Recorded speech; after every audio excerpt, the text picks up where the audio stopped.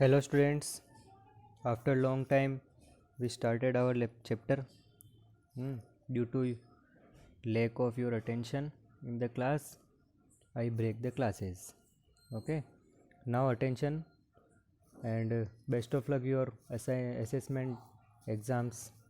Okay, we studied about Bohr models. Now Bohr models false.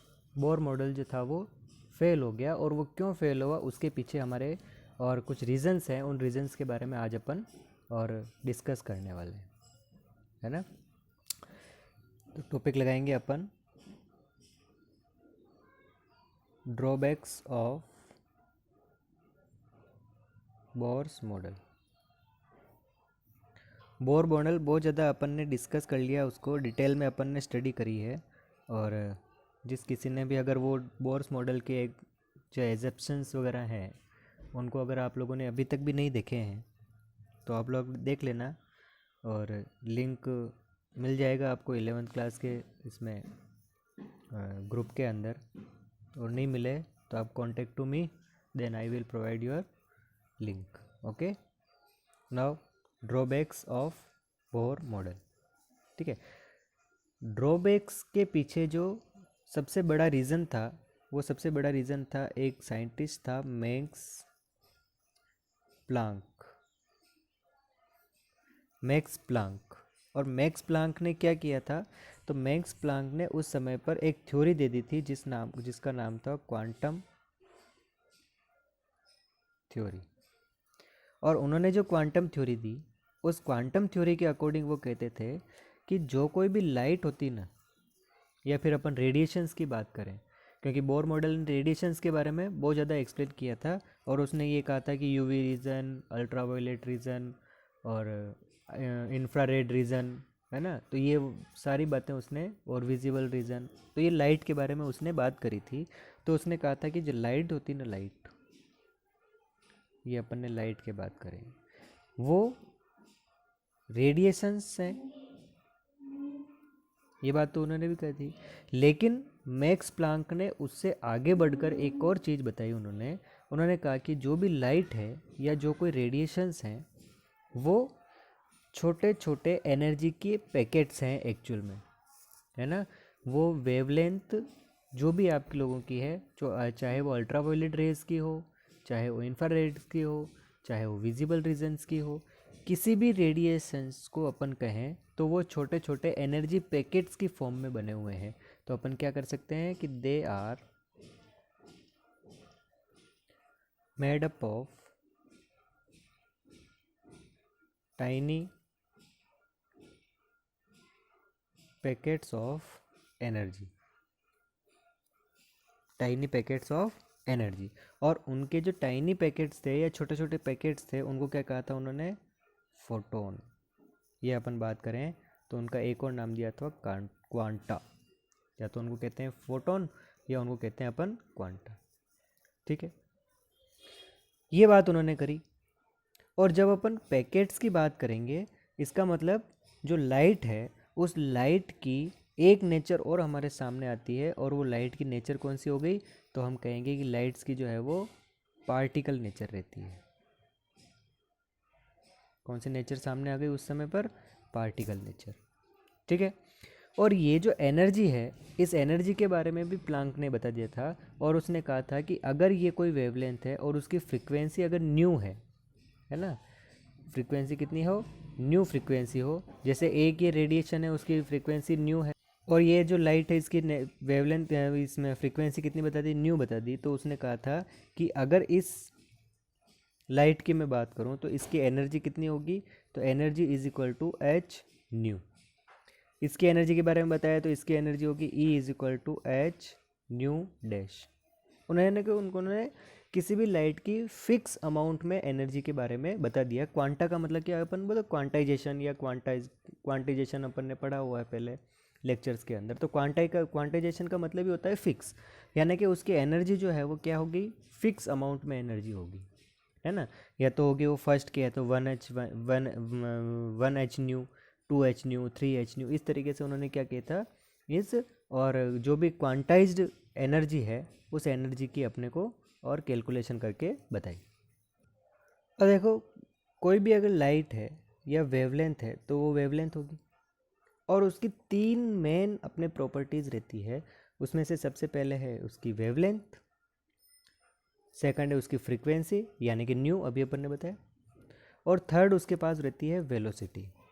ये 3 fix उनकी properties अपने को मेंशन होती है, और हमारे को पता है कि ये प्रॉपर्टीज़ तो हर एक वेवलेंथ की या हर एक लाइट की होगी ही होगी। और मैक्स प्लांक ने इसके बीच में एक रिलेशन भी बता दिया था हमारे को, तो उसने कहा था velocity is equal to frequency multiplied by wavelength. ठीक है, ये क्या आ गया हमारे पास, वेलोसिटी, ये क्या हो गया हमारे पास, फ्रीक्वेंसी, और ये क्या है हमारी वेवलेंथ। तो इन तीनों के बीच में इन्होंने रिलेशन बता दिया, ये रिलेशन हो गया हमारे पास।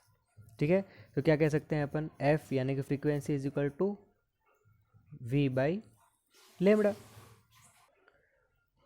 ठीक है भाई, अगर हमारे पास इलेक्ट्रोमैग्नेटिक वेव हो, इलेक्ट्रोमैग्नेटिक वेव यानी कि लाइट हो गई, गामा रेज हो गई, है ना, आपकी यूवी रेज हो गई, और इंफ्रारेड रीजन वाली रेज हो गई, है ना, ये सारी रेज इसमें। तो उस कंडीशन में जो वेलोसिटी है, उस वेलोसिटी को अपन क्या कहेंगे, सी।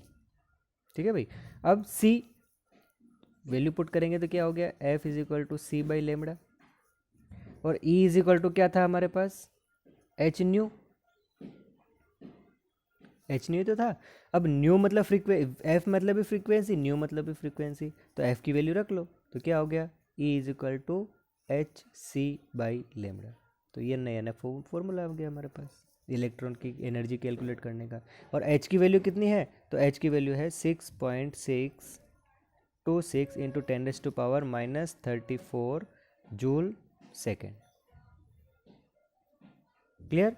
अब इससे क्या हुआ, तो हमारे को इससे एक चीज़ पता लगी, क्या, कि इलेक्ट्रॉन के पास अगर एनर्जी है, इलेक्ट्रॉन के पास अगर वेव है, इसका मतलब सॉरी लाइट के पास अगर उसकी एनर्जी है, या जो भी रेडिएशन निकल रही है उसकी एनर्जी है, उसके पास वेवलेंथ भी है क्योंकि रेडिएशंस की बात कर रहे हैं, तो इसका मतलब क्या हो गया, उसकी वेव नेचर भी है और उसकी पार्टिकल नेचर भी है, क्योंकि वो क्या रख रही है, एनर्जी रख रही है।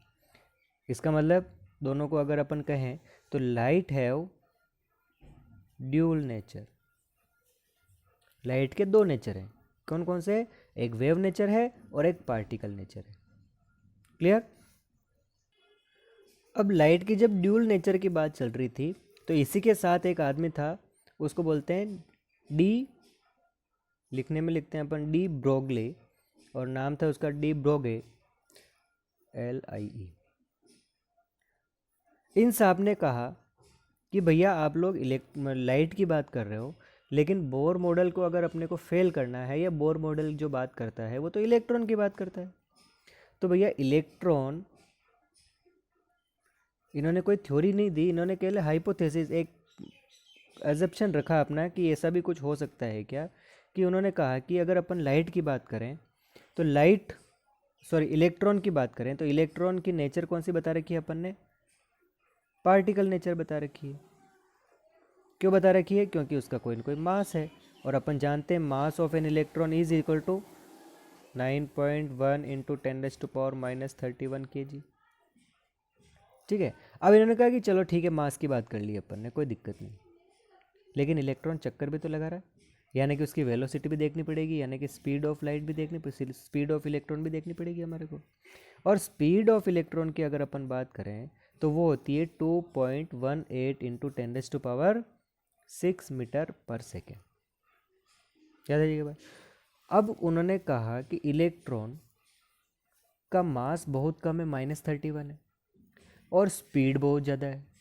तो जब कभी भी किसी भी पार्टिकल का, ये पार्टिकल नेचर है, तो जब कभी भी किसी पार्टिकल का मास अगर बहुत ज़्यादा कम हो, स्पीड अगर बहुत तेज हो, तो उस कंडीशन में उस जो पार्टिकल है वो अपने आप को वेव की तरह मूव करवाएगा। इसका मतलब electron also have particle nature and wave nature.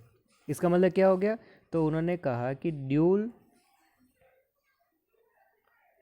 Nature of electron, it means electron also have dual nature, particle nature and wave nature.